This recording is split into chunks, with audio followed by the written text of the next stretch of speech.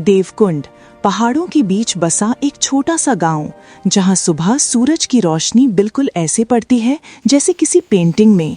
हवा में मिट्टी और नींबू के फूलों की खुशबू तैरती रहती है।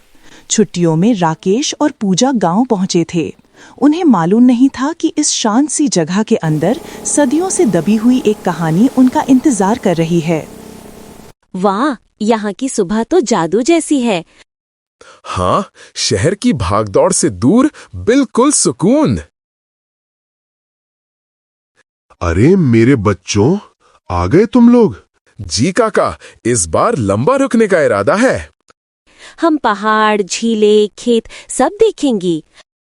सब देख लेना, पर हवेली की तरफ मत जाना। काका, फिर से हवेली? कुछ चीजें मजाक नहीं होती राकेश।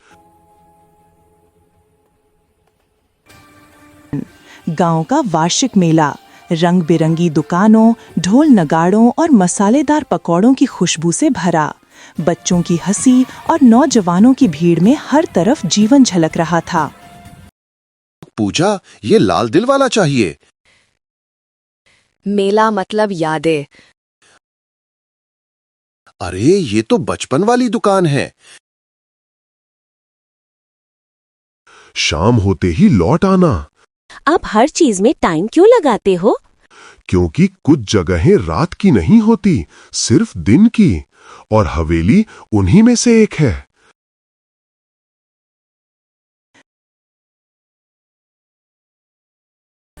सूरज ढल चुका था। आसमान नारंगी से बैंगनी हो रहा था। लोग घर लौट रहे थे, पर हवा में एक नई चीज फैलने लगी। जले हुए तिल के तेल जैसी गंध, पुरानी, कड़वी और पत्थरों से आती हुई लगने वाली। राकेश, ये कैसी गंध है? जैसे कोई पुराना दिया जल रहा हो। पर आसपास कोई मंदिर नहीं। गंध हवेली वाली दिशा से आ रही है।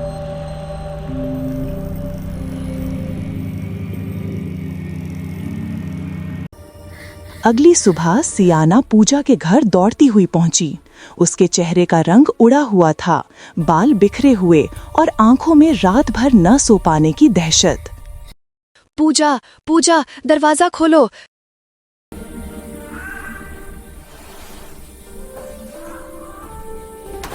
क्या हुआ? चेहरा इतना सफेद क्यों है? कल रात मैंने हवेली के पास किसी को देखा। एक औरत सफेद साड़ी में। इसमें डरने वाली क्या बात? उसका चेहरा नहीं था। चेहरा नहीं था मतलब? जैसे घूंघट नहीं, बस काला खालीपन। शाम होते ही हवेली की तरफ से अजब आवाजें आने लगी। पुराने लकड़ी के दरवाजे का चरमराना, सूखी घास पर तेज कदमों जैसी आहट और कभी-कभी कोई धीमी हंसी, जिसे सुनकर किसी की भी रूह कांप जाए। ये आवाजें अब मजाक नहीं लगती।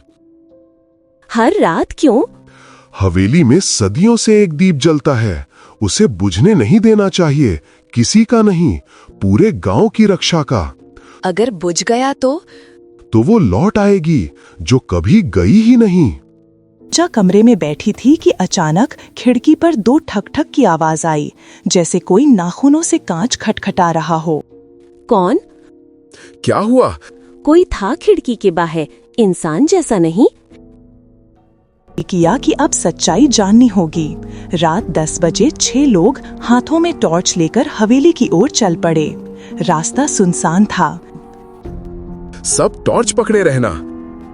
मेरा दिल बहुत तेज धड़क रहा है। डर लग रहा है, पर क्यूरियोसिटी भी है। हवेली पास जैसे पहले से ठंडी लग रही है। ये हवेली जाग गई है, संभल कर चलना। हॉल के बीच एक विशाल दीपक था। उसमें नीली लौ थी, जो कभी लंबी होकर ऊपर उठती, कभी बिल्कुल छोटी। दीवारों पर सिर्फ एक बड़ी तस्वीर, एक महिला की। ये लौ नीली क्यों है? ये तो सामान्य बात नहीं। ये वही औरत। पर उसके चेहरे पर घूंघट क्यों? दीप मत बुझने देना। दरवाजा अपने आप बंद हो जाता है। हवा का झोंका आता है। मगर खिड़कियां बंद थीं। दीवारों की छाया बढ़ने लगती है। दीवार पर बनी महिला की तस्वीर धीरे धीरे हिलने लगती है। राकेश, तस्वीर हिली। ये कोई इल्यूजन नहीं है। वह चेतावनी दे रही है।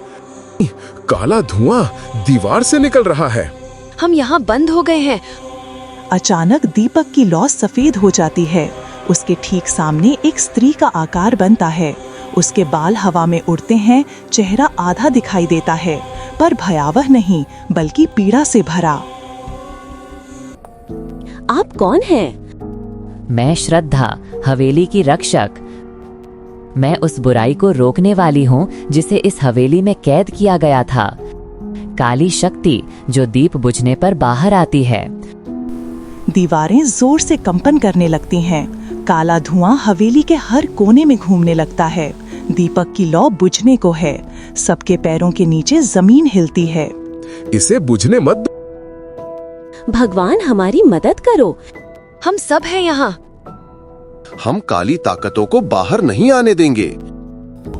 जैसे ही दीपक की लौ सोने जैसी बनी, काला धुआं गायब होने लगा। हवेली में रोशनी फैल गई। एक शांति, एक हल्कापन। दीवारों पर दरारें खुद ब खुद भरने लगीं। तुमने मुझे और गांव को बचा लिया। मैं अब मुक्त हूँ। क्या आप फिर लौटेंगी? जब भी दीप कमजोर होगा मैं वापस आऊंगी। क्योंकि अंधेरा तभी जीतता है जब लोग डर जाएं। राकेश, अब ये हवेली डरावनी नहीं रही।